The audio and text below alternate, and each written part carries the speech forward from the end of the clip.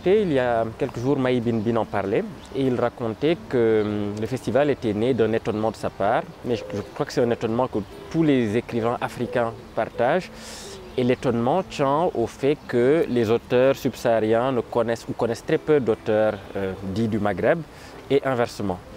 Et Maï Bin s'est dit, mais pourquoi ce n'est pas normal? Il faudrait que les livres circulent plus. Donc il l'a d'abord fait sur un plan tout à fait individuel, avant de le manifester plus politiquement, disons, par un festival qui est devenu donc le Flamme.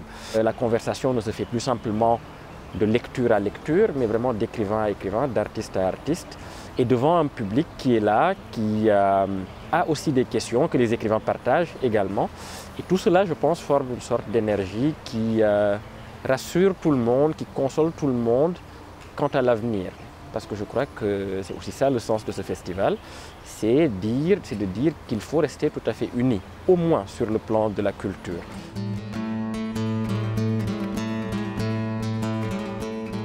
Dans les contes de ma grand-mère, bien sûr, j'ai puisé un certain nombre de réponses et de leçons.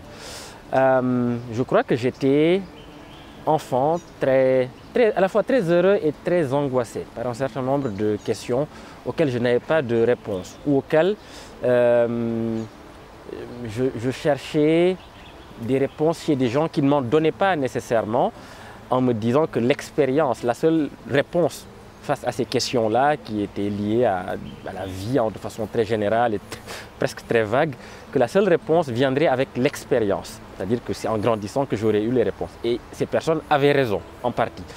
Mais je crois aussi que j'étais assez pressé de trouver des réponses à des problèmes très concrets qui se posaient à moi.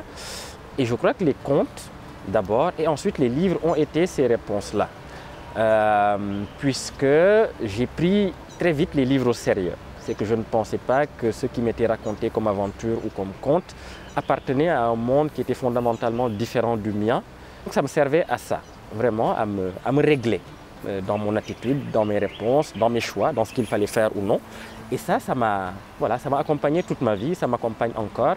Évidemment, aujourd'hui, je le fais avec plus de conscience que la vie n'est pas un livre, mais que le livre est dans la vie pour une raison donnée et doit m'aider à faire aussi mes choix dans la vie. Donc la lecture me sert d'abord à ça, vraiment à me questionner, à mieux questionner ce qui m'entoure.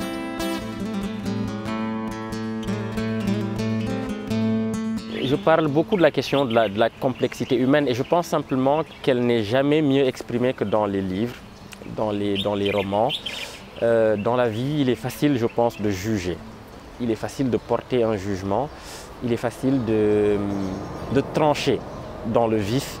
Mais je pense que les romans nous apprennent aussi à plus de retenue en nous obligeant à nous juger d'abord nous-mêmes, ce qui est sans doute la tâche la plus difficile, la plus inconfortable. Lire un roman, c'est tout à fait autre chose que se retrouver devant quelqu'un que pour une raison ou une autre, on méprise, on juge, on domine, on écrase. Là, on est seul devant nous-mêmes, devant des personnages, devant des situations dans lesquelles on pourrait être et qu'on lit en se demandant qu'aurais-je fait à la place de cette personne-là.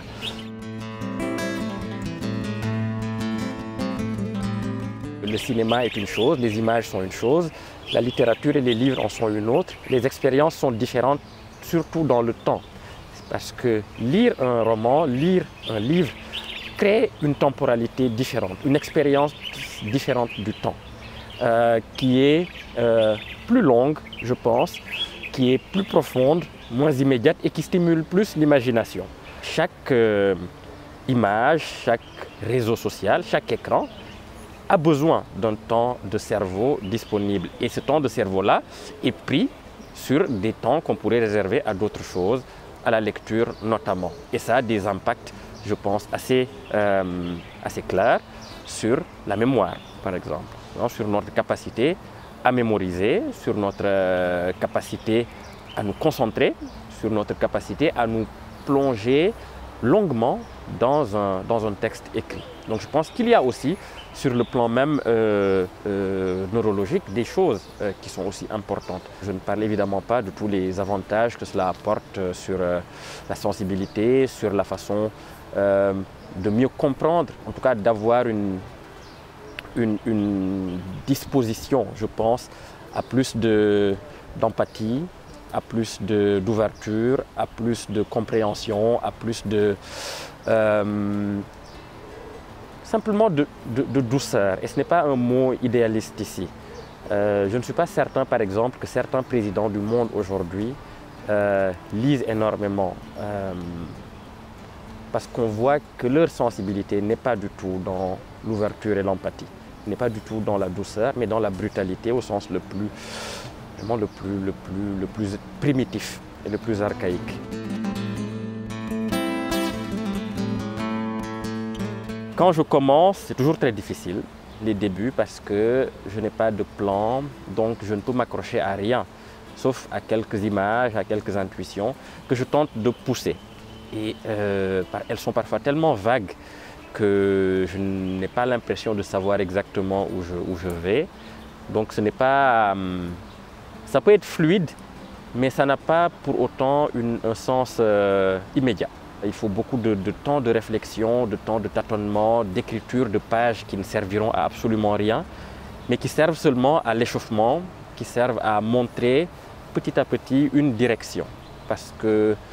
Ou à montrer que la direction est fausse, mais au moins l'indice est pris. L'image du labyrinthe que j'ai beaucoup utilisée pour la plus secrète mémoire des hommes est vraiment celle qui détermine ou qui décrit le mieux mon processus, je pense, d'écriture, puisque je m'engage dans l'écriture comme on s'engage dans un labyrinthe, avec la conscience que la perte est possible, que l'impasse est possible, que